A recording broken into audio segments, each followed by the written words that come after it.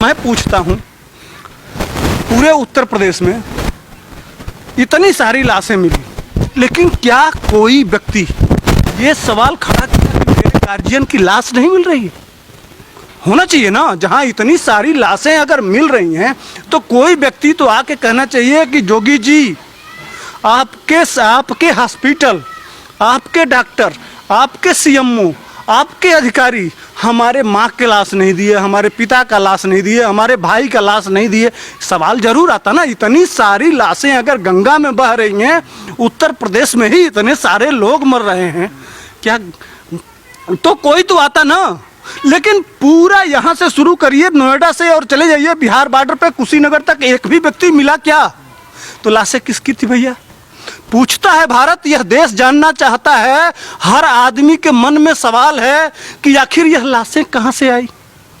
तो जो मीडिया आज तक एनडीटीवी जो भी हैं, जो ये दिखा रहे हैं कि गंगा में इतनी लाशें मिल रही हैं, उनकी नैतिक जिम्मेदारी नहीं बनती है कि बताएं कि लाश किसकी है? यह होना चाहिए कि नहीं? यह देश यह जानना चाहता है कि भैया एक बार तुम इतने बड़े मीडिया कर्मी हो, इतने देश में इतना दिखा रहे हो, आपके रोंगटे खड़े हो जाएंगे, आपके रूह कांप जाएंगे, आप देख नहीं पाओगे इतनी मार्मिक बातों को बोल बोल के। और उत्तर प्रदेश में गंगा में तो भैया किसकी लाशें हैं?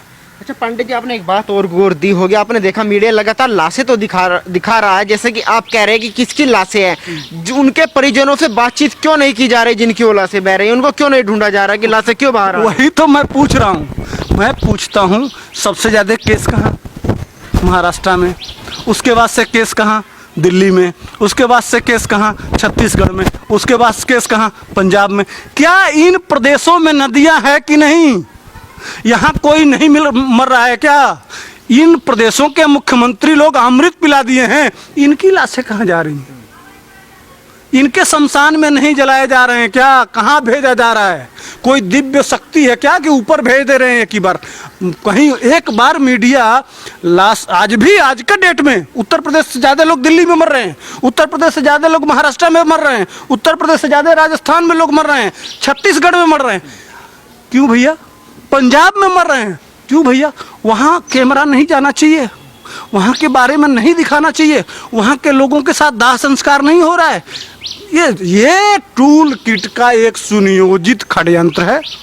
जितने इन राज्यों से जो लोग लावारिस लाशों को छोड़ के चले गए हैं, उन लाशों को इकट्ठा किया गया है और उन लाशों को चुपके से रातों रात, चूंकि उत्तर प्रदेश की पुलिस लॉ एंड ऑर्डर और लॉकडाउन चलाने के लिए सुनियोजित ढंग से दिन रात एक की हुई है, उसके मन में कपट नहीं है।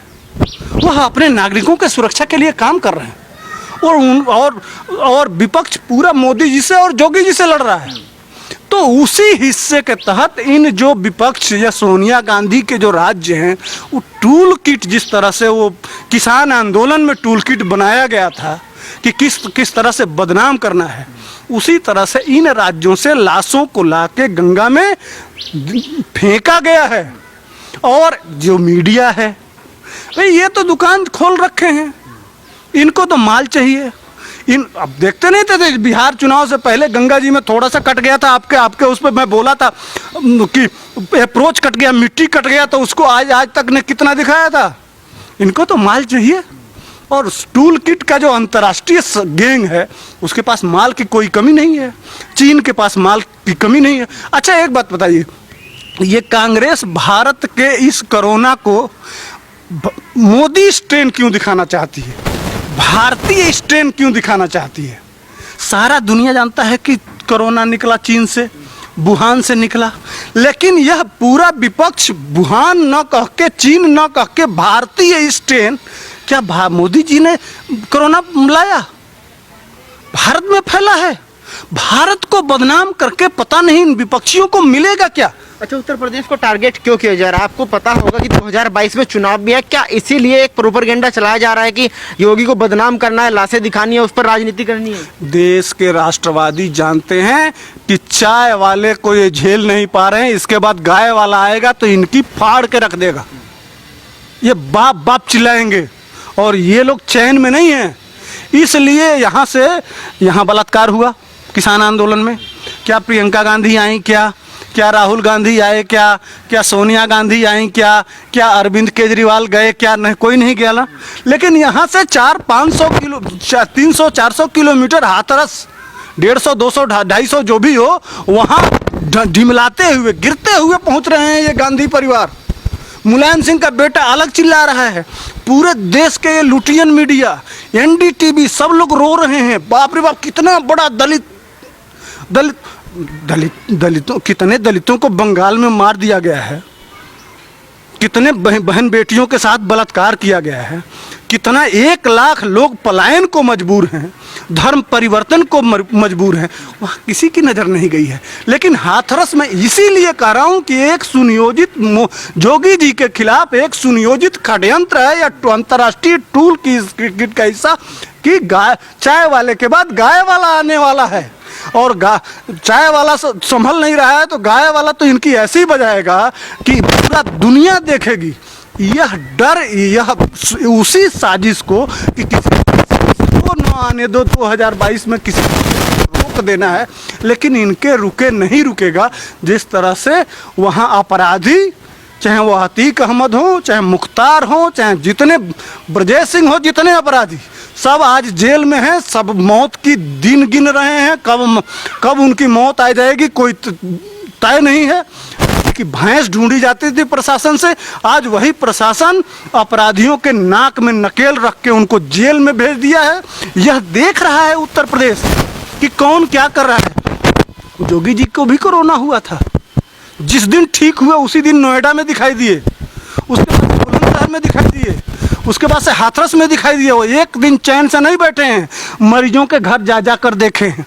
और वही विपक्ष अखिलेश यादव, वो लखनऊ में 300 का होटल बनवा रहे हैं और उसमें मौज मस्ती करके सिर्फ ट्विटर खेल रहे हैं।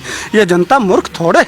शर्मा जी जानती है कि हमारे लिए कौन दौड़ रहा है और कौन हमारा नेता होना चाहिए और किसके साथ हमको जाना चाहिए।